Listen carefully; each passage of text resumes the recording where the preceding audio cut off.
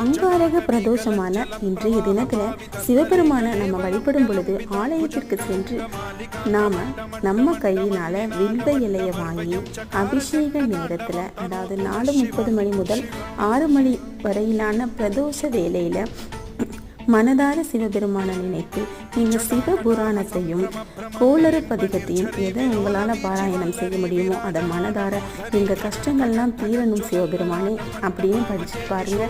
உங்கள் வாழ்க்கையில் மிகப்பெரிய மாற்றம் கிடைக்குங்க.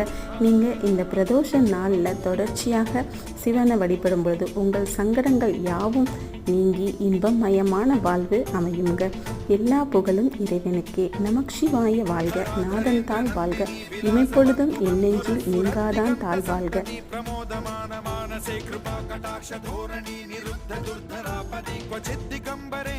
विनोदमे तु वस्तुनि